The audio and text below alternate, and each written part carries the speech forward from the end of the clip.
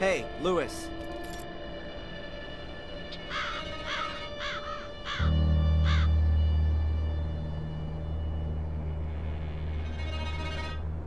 You again? I thought you'd been thrown out. Lady Victoria gave me permission to have a look around the castle and the gardens. How nice of her. What do you want? What can you tell me about the castle? Nothing. A big, ugly building. With an overgrown garden. What have I got to do with that? Aren't you the gardener? My garden's a few 100 miles west of here. In Wales. That's right. So you just do the bare minimum here, if at all. The garden's too big for one man alone, and what's the point in looking after it? This whole place is doomed. The house is falling apart. The lady won't live for much longer, and Bates is as good as dead. You're hoping that Lady Eleanor will return to Wales when Lady Victoria dies? Perhaps. That's a nice car. Certainly is. The only decent surprise here. I discovered it behind the stables and built it back up from scratch. My father used to work on a car like this, and he taught me quite a bit. Do you sometimes take it out for a spin? To the coast, for example? I drive the ladies. They used to still have bloody horses in the stable, but looking after them was too much effort for the old folks. Now, this is the only pair of wheels. But the ladies don't leave the house much at all. Bates usually walks to the village. He says it's good for his health. But every time it takes a bit longer. You weren't at the coast with the car this morning? No.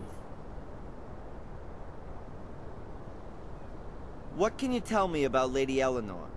If you want to know something about Lady Eleanor, then you better ask Lady Eleanor. She's her own favorite subject.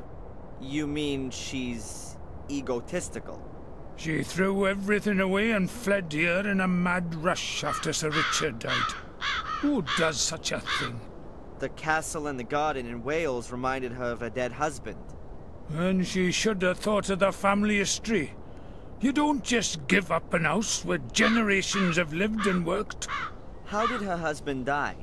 He blew himself up. Did all kinds of strange experiments. In the last years, he became obsessed with uncovering the secret of what drove Sir William and his sons insane. He hardly left his lab anymore, and collapsed in exhaustion more than once. Her ladyship was very worried.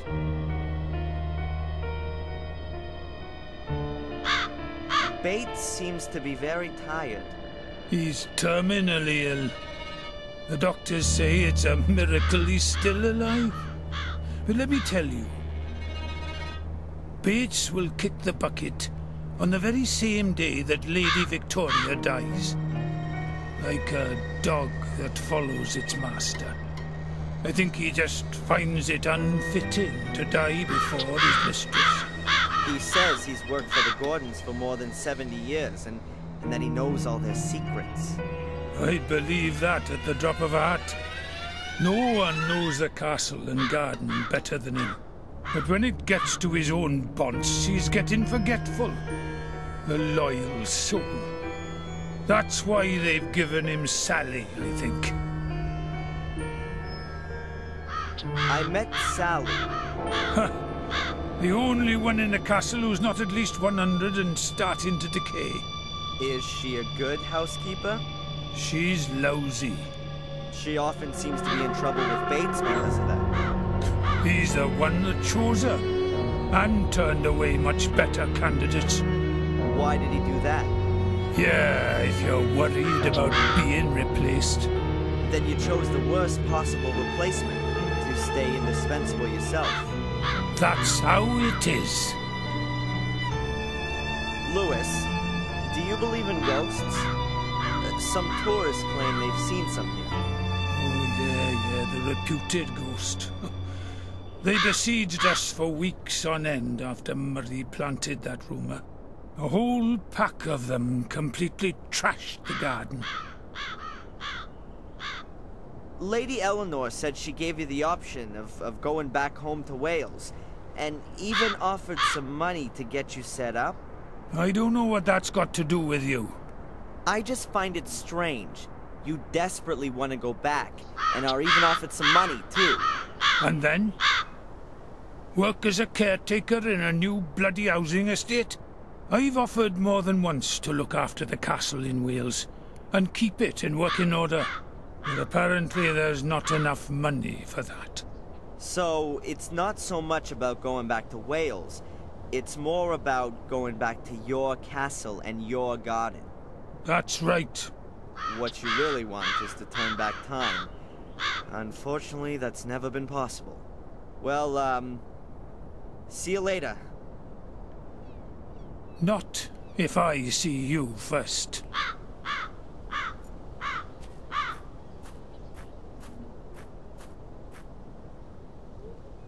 Lewis toolbox. Various wrenches, a cloth, a hammer, pliers, all the things you need. Huh. I think I'll take the big hammer. I could also use it as a weapon if I need to, which might be the case in this place.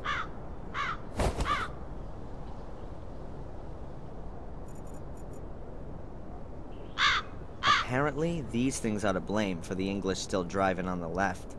If you were to guide your horse with your right hand, you'd run the risk of being squashed between the wagons.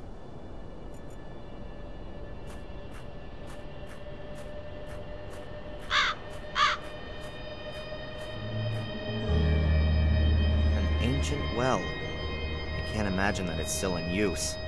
Even this place must have a normal water supply by now.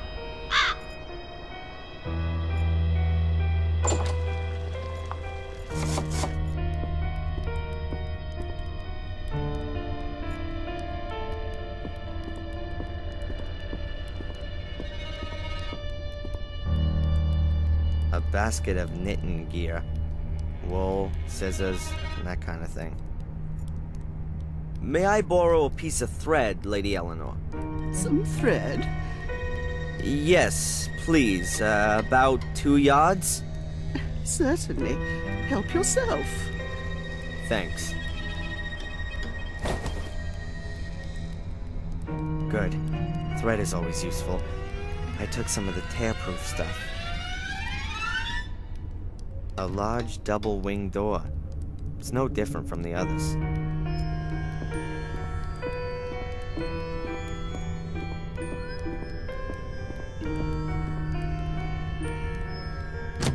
It's locked.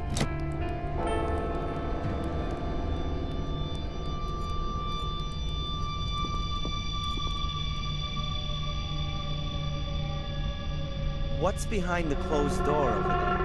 There was a terrible fire here 24 years ago. Samuel's wife, Catherine, lost her life. That wing has been closed off since then. Too many memories, I think. Did the fire start on the ground floor? No, on the first floor. The ground floor was mostly spared, as far as I know. But even the rooms below those destroyed in the fire remain closed. Bates and Victoria make sure that no one goes into them. I see. Was anyone else injured or killed? One of the cooks was injured, as far as I know. She wanted to help and was badly burned. I'm going to have another look around. Goodbye, Lady Eleanor. It's nice to see another face in this house.